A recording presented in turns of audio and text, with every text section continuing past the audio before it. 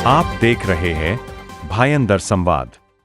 इंद्रलोक में पहली बार eco friendly सार्वजनिक गणपति स्थापना, आस्था, स्वच्छता और पर्यावरण संरक्षण का संदेश इंद्रलोक चैरिटेबल ट्रस्ट और इंद्रलोक कोर टीम फाउंडेशन की ओर से इस बार इंद्रलोक में पहली बार सार्वजनिक गणपति स्थापना की गई है।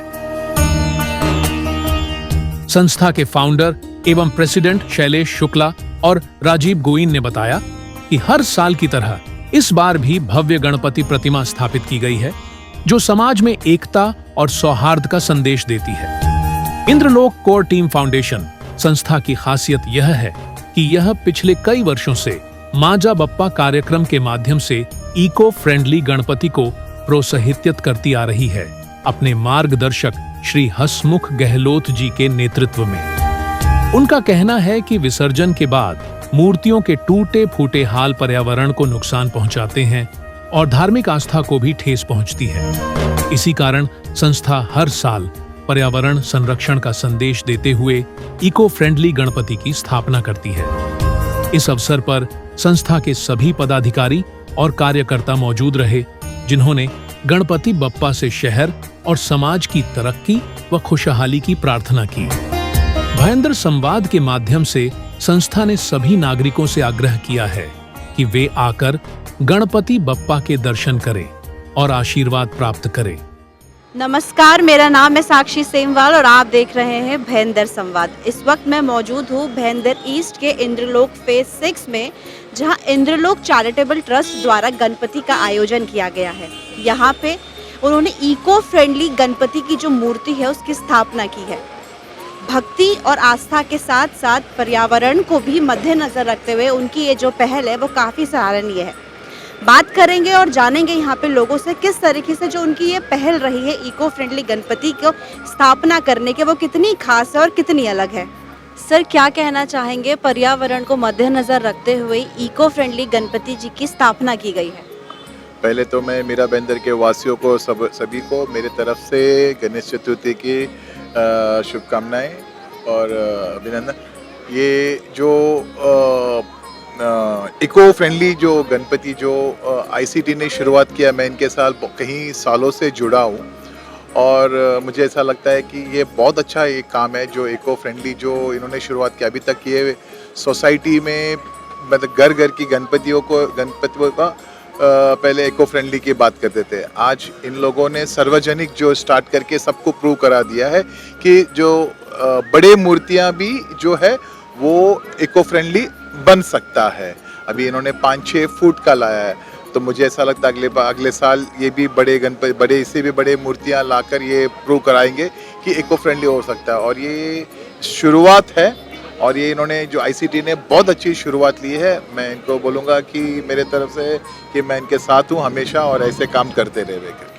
अरविंद जी, जानना चाहेंगे आपसे, जिस तरीके से हम देखते हैं गणेश चतुर्थी के बाद जब विसर्जन की बारी आती है तो बहुत बार ऐसा होता है कि हमने देखा है जो मूर्तियां हैं उन विसर्जित के बाद जब लोग चले जाते हैं तो वो तालाबों से निकल के जो कोने में आती है, खंडित हो जाती है। तो कहीं ना कहीं जो हमारी आस्था है, हमारी धर्म है, उस पर भी सवाल उठता है। इको फ्रेंडली गणपति का क्या रोल रहता है कि उसे हम अपने घरों में ही जिस तरीके से कहते हैं कि विसर्जित कर सकते हैं? क्या संदेश देना चाहेंगे मीरा भायंदर की जनता को? पहले तो मैं ये बोलूँगा, जब आप गणपति जी को अपने घर लाते हो 1.5 दिन, 3 दिन, 5 दिन और जो 10 दिन का आप 7 दिन का जो गणपति आप करते हो, कितने प्यार से आप उसे अपने एक परिवार के जैसे उसको हम अपना रखते हैं और उससे हम प्यार करते हैं। लेकिन जैसे गणपति के अगले दिन आप उसको सीधा उठाकर गटर में जाकर फेंक देते हो, उसके हाथ पैर तोड़कर जो हम वो दुर्दशा कोई हम देख नहीं सकते। इस तरह से दुर्दशा हम अपनी गणपतियों का हाल कर देते हैं।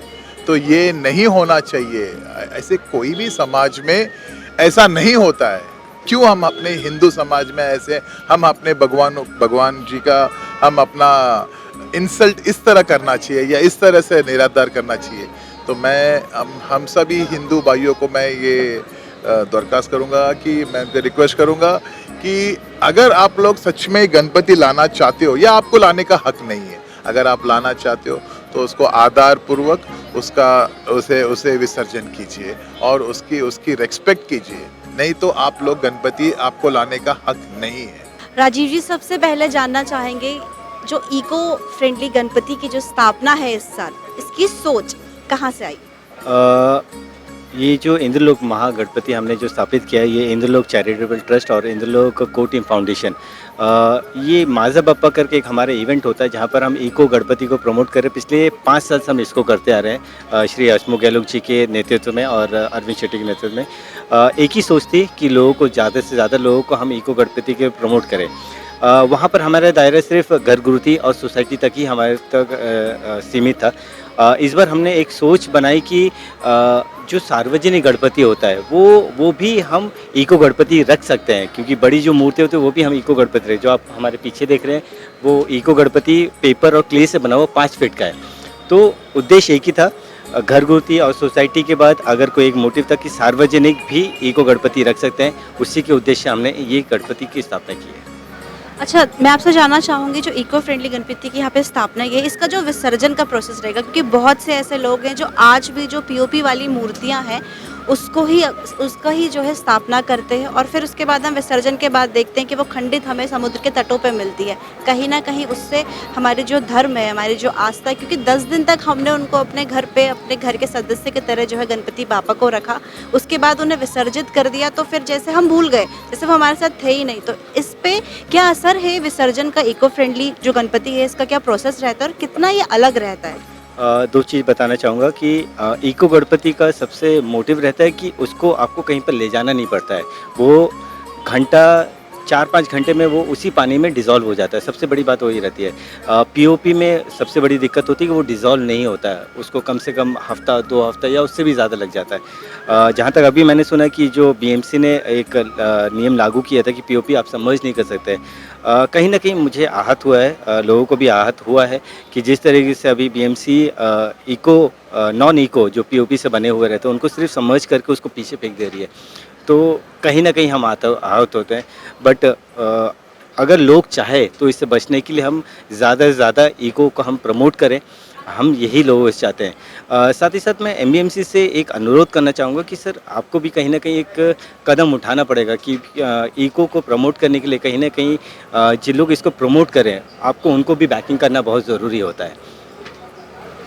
जे आपने जो कहा, अभी सरकार का जो आदेश आया है कि 6 फुट तक के जो गणपति हैं वो आपको एक आर्टिफिशियल जो पॉन्ड है उसमें वो विसर्जित कर सकते हैं, लेकिन उसके बाद कोई साइंटिफिक तरीके से वो उसको वहाँ से निकाल के और उसको डिकम्पोज कर रहे हैं। लेकिन सवाल यही उठता है कि लोग इतना होने के बावजूद भी, खंडित मूर्तियाँ देखने के बावजूद भी कहीं ना कहीं जो उनका रुझान है वो पीओपी वाली मूर्तियों की तरफ ही है, इको फ्रेंडली पे नहीं आते। क्योंकि जैसे कि आपने कहा, इको फ्रेंडली गणपति के अगर हम स्थापना करते हैं तो उनको विसर्जित हम अपने ही घर पे कर सकते हैं, अपने ही बिल्डिंग के आंगन में कर सकते हैं। इस तरीके से हमें उन्हें विसर्जन के लिए आर्टिफिशियल पॉन्ड्स में नहीं लेके जाना पड़ेगा, जिसके चलते जो हमने तस्वीरें देखी हैं, जो वीडियोज़ हैं कि किस तरीके से वो जो टूटी हुई मूर्तियाँ हैं उसको निकाल रही है प्रशासन और फिर उन्हें इस कूड़े के जैसे उन्होंने रखा हुआ है। तो इस पर क्या लगता है आपको, लोगों को क्या करना चाहिए? साक्षी, मैंने पहले भी आपको यही कहा है कि देखिए गणपति जो होते हैं आपके एक फैमिली मेम्बर जैसे ही आप लाते हैं, चाहे वो 1.5 दिन हो, 3 दिन हो, 5 दिन हो, ये आपके रिस्पेक्ट होते हैं कि उनको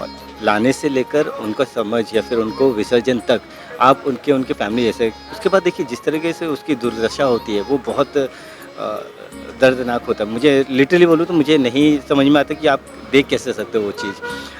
साथ साथ मैं ये भी कहना चाहूँगा कि ये लोगों की मानसिकता जो है वो कहीं ना कहीं इस 3-4 सालों में बदली है। क्योंकि अगर हम अपने माझा बप्पा की ही बात करें, उसमें हमने 70 सोसाइटी, हम क्योंकि घर घर विजिट करते हैं तो 70 सोसाइटी, उसके बाद 150, उसके बाद 300, लास्ट टाइम हमने 450 फ्लैट्स हमने विजिट किया। तो कहीं ना कहीं लोगों की सोच बदल रही है, बट कहीं ना कहीं प्रशासन को उसका भागीदार बनना ज़रूरी है, उनको प्रमोट करना ज़रूरी है कि इको गणपति लोग अपनाएं। कहीं ना कहीं लोगों को इस पर्यावरण को समझना बहुत ज़रूरी है, किस तरीके से पीओपी हानिकारक हो सकता है हमारे पर्यावरण को, और इको गणपति जिस तरीके से डिज़ोल्व होता है, जिस तरीके से पर्यावरण को नुकसान नहीं पहुंचाता है। तो मैं तो लोगों से आग्रह करूंगा कि सर आप लोग जितना हो सके इको गणपति को प्रमोट करिए, चाहे वो घर हो, सोसाइटी हो, चाहे मंडल हो। तो एक ही निवेदन है, इको गणपति को प्रमोट करिए, इको गणपति लाइए। बहुत बहुत शुक्रिया सर हमसे बात करने के लिए। तो आपने सुना मुझे ऐसा लगता है इको मंगल मूर्ति अभियान द्वारा जो पहल शुरू की गई थी कि इको फ्रेंडली गणपति की स्थापना हमें घरों में अपने पंडालों में जो है करनी चाहिए। लोग जागरूक दिख रहे हैं और हम देख सकते हैं यहाँ पे किस तरीके से जो इको फ्रेंडली गणपति की स्थापना है वो की गई है। आखिर भक्ति और आस्था के साथ साथ जो पर्यावरण है उसको संरक्षित करना भी हमारी जिम्मेदारी है। मेरा भाईंदर की तमाम ऐसी छोटी बड़ी खबरों के लिए देखते रहे भाईंदर संवाद। मेरा भाईदर से जुड़ी खबरों को जानने के लिए आप हमारे चैनल को लाइक, शेयर और सब्सक्राइब करें। आप देख रहे हैं भायंदर संवाद।